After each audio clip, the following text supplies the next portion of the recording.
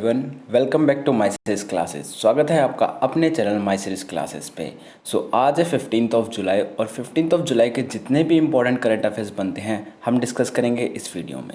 Start करने से पहले अगर आपको वीडियो अच्छी लगती है तो do comment, like, share and subscribe my series classes and keep on visit here. Let's start. Our first question is, हाल ही में वीजा ने किसके साथ भागीदारी की? देखो, वीजा ने हाल ही में किसके साथ भागीदारी करी है? फेडरल बैंक के साथ। क्या भागीदारी करी है? देखिए, जो फेडरल बैंक में जो कार्ड धारक हैं उनको सिक्योरिटी देने के लिए अपनी एक साझेदारी घोषणा करी है। किसने? वीजा ने। ठीक है, वीजा सिक्योर एक वैश्विक प्रमाणीकरण कार्यक्रम है जो EMW 3DS 3D secure protocol के नवीनतम मानकों का उपयोग करता है। ठीक है, बैंक के कार्ड धारकों के लिए ये साझेदारी की गई है उनको सिक्योरिटी देने के लिए। हमने डिस्कस करा फेडरल बैंक।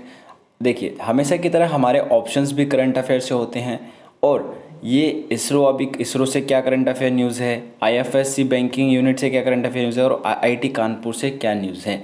इनको भी डिस्कस करते हैं। हमारे ऑप्शंस भी करंट अफेयर से होते हैं। ठीक है, देखिए, हाल ही में जो इसरो के प्रमुख हैं K. Sivan, इनको एक पुरस्कार के लिए नामित किया गया है। इसरो के प्रमुख डॉक्टर कैलाश वादु, K. Sivan का पूरा नाम है कैलाश वादु सिवन, को इंटरनेशनल एकेडमी ऑफ एस्ट्रोनॉटिक्स के 2020 वॉन करमन पुरस्कार, कौन सा? वॉन करमन पुरस्कार को प्राप्तकर्ता के रूप में नामित किया गया है। पुरस्कार जो अकादमी का सबसे बड़ा गौरव है, मार्च 2021 में पेरिस में प्रदान किया जाएगा। ठीक है, ये है K. Sivan को अवार्ड मिला है। गुजरात में IFSC बैंकिंग यूनिट स्थापित करेगा HSBC। IFSC banking unit option में था। देखो, HSBC गांधीनगर गुजरात में GIF शहर, Gujarat international finance tech city. ठीक है, GIFT की फुल फॉर्म क्या होती है? Gujarat international finance tech city में IFSC बैंकिंग यूनिट स्थापित कर रहा है। ठीक है, यह विकास भारत में HSBC के लिए एक प्रमुख उपलब्धि है जो देश में 160 से अधिक वर्षों से मौजूद है। और जो हमारा लास्ट ऑप्शन था IIT कानपुर, IIT कानपुर से क्या न्यूज़ है? IIT कानपुर ने UV सैनिटाइजिंग डिवाइस विकसित किया है। ठीक है, एक सैनिटाइजिंग डिवाइस विकसित किया है IIT कानपुर ने। IIT कानपुर ने इमेजिनरी प्रयोगशाला विभाग ने शुद्ध नाम से पैराबैंगनी सैनिटाइजिंग उत्पाद विकसित किया है। स्मार्टफोन से चलने वाले हैंडी अल्ट्रावॉयलेट कीटाणु शोधन हेल्पर शुद्ध में प्रत्येक 15 वाट की 6 UV लाइट हैं जिन्हें दूर से व्यक्तिगत रूप से मॉनिटर किया जा सकता है। ठीक है, IIT कानपुर ने हाल ही में क्या किया है? शुद्ध नाम का एक सैनिटाइजिंग उत्पाद विकसित किया है। नेक्स्ट क्वेश्चन है, हाल ही में ईरान ने कौन से देश को चाबहार योजना से हटा दिया है? चाबहार योजना क्या है और इसने हटाया है भारत को। डिस्कस करते हैं चाबहार योजना क्या है और इसने भारत को हटाया क्यों है। कि भारत द्वारा निधि देकर सहायता करने में देरी होने के बाद ईरान ने चाबहार बंदरगाह से जाहेदान तक एक रेल लाइन के निर्माण में आगे बढ़ाने का फैसला किया। ठीक है, पूरी परियोजना मार्च 2022 तक पूरी हो जाएगी और इस परियोजना के लिए ईरानी राष्ट्रीय विकास कोष द्वारा 400 मिलियन मंजूर किए जाएंगे। हालांकि यह परियोजना भारत से किसी भी सहायता के बिना पूरी नहीं होगी। देखो, हुआ क्या है कि ईरान ने इनको हटाया है, लेकिन ये कहा जा रहा है कि जो ये परियोजना है ना, ये भारत की सहायता से पूरी नहीं होगी, इनको दोबारा भारत को शामिल करना पड़ेगा। ठीक है, हमने डिस्कस करा हाल ही में भारत को और ईरान में चाबहार योजना को। बात करते हैं अमेरिका, नेपाल और बार्सिलोना, इनसे भी करंट अफेयर न्यूज़ है। इनसे क्या न्यूज़ है? देखिए, मैं पिछले 2 दिन से आपको बता रहा हूँ, अमेरिका ने पाकिस्तान के PIA पर प्रतिबंध लगाया है। संयुक्त राज्य अमेरिका ने पाकिस्तान इंटरनेशनल एयरलाइंस को देश में चार्टर्ड उड़ानों के संचालन पर प्रतिबंध लगा दिया है। यह यूरोपीय संघ विमानन नियामकों द्वारा 6 महीने के लिए वाहक का निषेध करने के लिए एक समान कदम का अनुसरण करता है। तो बेसिकली इन्होंने करा क्यों है, इन्होंने तो सिक्योरिटी रीजंस की वजह से करा है, लेकिन यूरोपीय संघ ने इससे पहले ही कर दिया था। ठीक है। सो एक समीक्षा में देश के 860 सक्रिय पायलटों में से लगभग 260 के पास नकली लाइसेंस मिला या परीक्षा में धोखाधड़ी मिली। सो इस वजह से पाकिस्तान की जो एयरलाइंस है उनको बैन कर दिया गया है अभी। ये न्यूज़ भी मैं आपको बता चुका हूँ नेपाल से भी, कि नेपाल ने हमारे निजी भारतीय चैनलों को प्रतिबंध लगा दिया है। ठीक है। नेपाल के केबल और उपग्रह टेलीविज़न प्रदाताओं ने भारतीय समाचार चैनलों को प्रसारित करना बंद कर दिया है। यह कदम प्रधानमंत्री केपी शर्मा ओली के बारे में प्रसारित आपत्तिजनक सामग्री के खिलाफ सार्वजनिक शिकायतों में जवाब थे। ठीक है। और अगर बात करें बार्सिलोना करंट अफेयर न्यूज़ में क्यों है, तो देखो बार्सिलोना के स्ट्राइकर लियोनेल मेसी, इनको कौन नहीं जानता, ला लीग के इतिहास में पहले ऐसे खिलाड़ी बन गए जिन्होंने एक ही सीज़न में 20 गोल और 20 असिस्ट किए हैं। उन्होंने बार्सिलोना द्वारा रियल वलाडोलिड को 1-0 से हराने पर यह उपलब्धि हासिल करी है। तो लियोनेल मेसी ने 20 गोल करने वाले पहले खिलाड़ी बन गए हैं। ठीक है, याद रखना। नेक्स्ट क्वेश्चन है, हाल ही में भानु जयंती किस राज्य में मनाई गई है? तो देखिए हाल ही में भानु जयंती सिक्किम राज्य में मनाई गई है। क्या होती है भानु जयंती? देखिए नेपाली कवि आदि कवि भानुभक्त आचार्य या भानु जयंती की 206वीं जयंती 13 जुलाई 2020 को सिक्किम में मनाई गई। नेपाली साहित्य परिषद ने गंगटोक में भानु उद्यान में एक कार्यक्रम आयोजित किया जिसमें राज्यपाल गंगा प्रसाद और मुख्यमंत्री प्रेम सिंह तमांग ने भाग लिया है। ठीक है, हमने डिस्कस करा सिक्किम को और भानु जयंती को। अब बात करते हैं उत्तर प्रदेश, मध्य प्रदेश, जम्मू कश्मीर। ये भी करंट अफेयर की न्यूज़ से है, तो देखिए इनसे क्या करंट अफेयर न्यूज़ बनती है। देखिए छत्तीसगढ़ न्यूज़ में इसलिए है, छत्तीसगढ़ ऐप को सम्मानित किया गया। क्या है? राष्ट्रीय स्तर पर छत्तीसगढ़ की मुख्यमंत्री दर्पण और मोबाइल ऐप को एलाइट्स एक्सीलेंस अवार्ड 2020 से सम्मानित किया गया है। तो अवार्ड का नाम याद रखना, एलाइट्स एक्सीलेंस अवार्ड 2020। ठीक है। एप्लीकेशन में महत्वाकांक्षी सुरजी गांव योजना सहित छत्तीसगढ़ सरकार की सभी प्रमुख योजनाओं का विवरण है। ठीक है। सो ये ऐप है जिसके अंदर सारी योजनाओं का विवरण है। ठीक है। उसको अभी हाल ही में क्या मिला है? अवार्ड मिला है। कौन सा award? Elets excellence award 2020। So बात करें मध्य प्रदेश की, तो मध्य प्रदेश न्यूज़ में क्यों है? देखिए एक योजना को लागू करने में सबसे आगे रहा मध्य प्रदेश। कौन सी योजना है वो?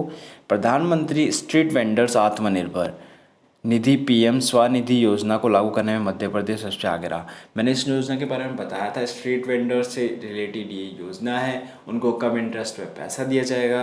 मैंने आपको पूरा बता रखा है इस बारे में।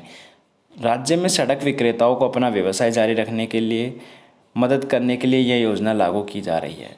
ठीक है। सो यहाँ सबसे आगे कौन रहा है? मध्य प्रदेश। बात करें जम्मू कश्मीर की, तो हाल ही में जम्मू कश्मीर न्यूज़ में क्यों है? तो देखिए जम्मू कश्मीर में 15 महत्वपूर्ण परियोजनाओं का उद्घाटन हुआ है।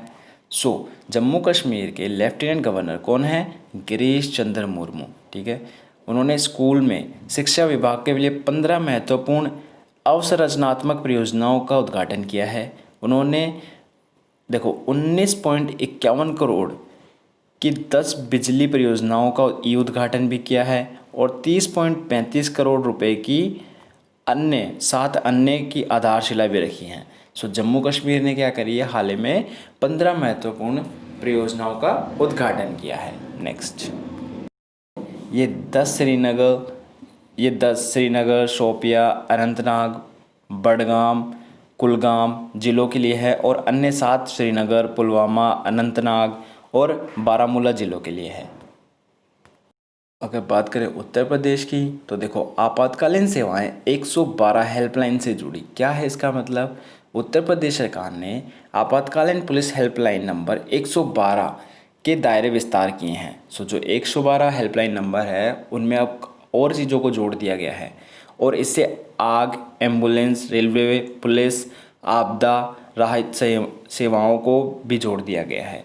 सो एक ही नंबर में अलग अलग सेवाओं के लिए अलग अलग हेल्पलाइन नंबर ना करके इन्होंने एक ही नंबर में इन सेवाओं को जोड़ दिया गया है। ठीक है, हाल ही में जम्मू कश्मीर को डिस्कस कर रहे थे तो श्रीनगर से एक और न्यूज़ थी। देखो, श्रीनगर में लॉन्च हुआ है NEFMS। क्या है NEFMS? जम्मू कश्मीर में लेफ्टिनेंट गवर्नर बशीर अहमद खान के सलाहकार ने 13 जुलाई 2020 को श्रीनगर में सिविल सचिवालय में national electronic fund management system launch किया है। सिर्फ इतना इम्पोर्टेंट रखो, याद रखो कि जम्मू कश्मीर में जो लेफ्टिनेंट गवर्नर कौन, बशीर अहमद खान के सलाहकार ने क्या हाल ही में क्या लॉन्च किया है? श्रीनगर में सिविल सचिवालय में national electronic fund management launch किया है। ठीक है, तो जैसे कि हम भारत के राज्यों को डिस्कस कर रहे हैं, अभी हाल ही में हमने 4 राज्य डिस्कस कर लिए, क्या क्या करंट अफेयर न्यूज़ है। वैसे ही मैं असम को ऑप्शन में नहीं ले पाया, लेकिन देखिए इसको डिस्कस कर लेते हैं। भारत का एकमात्र गोल्डन बाग असम में देखा गया है। असम के काजीरंगा राष्ट्रीय उद्यान में एक सुनहरा बाघ देखा गया है।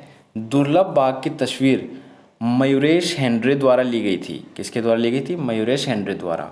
और भारतीय वन सेवा के अधिकारी परवीन कासवान द्वारा साझा की गई थी। ठीक है, सो एक बाघ देखा गया है। नेक्स्ट क्वेश्चन है, हाल ही में भारत के डिजिटलीकरण कोष की घोषणा किसने करी है? तो हाल ही में भारत को डिजिटल करने के लिए कोष की घोषणा करी है किसके द्वारा? गूगल द्वारा। क्या है, देखो कैसे करी है, कितनी करी है। गूगल के CEO सुंदर पिचाई ने घोषणा की है कि गूगल फॉर इंडिया पहल के हिस्से के रूप में गूगल भारत में $10 बिलियन मीन्स 75 करोड़ रुपए का निवेश करेगा। निधि गूगल के डिजिटल इंडिया मिशन के बाद हाल ही में उन्होंने कितने 75 करोड़ रुपए का निवेश करेगा।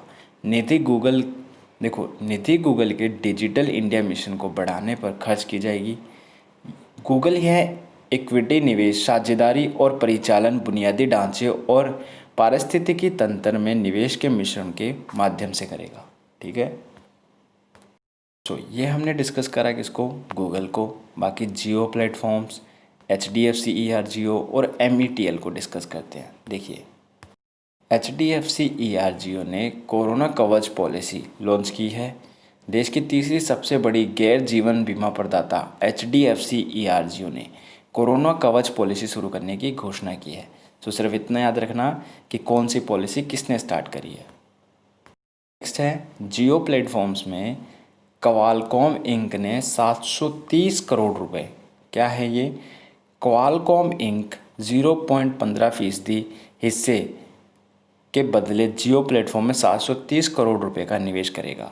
ठीक है, क्वालकॉम जो दुनिया की शीर्ष वायरलेस प्रौद्योगिकी कंपनियों में से एक है।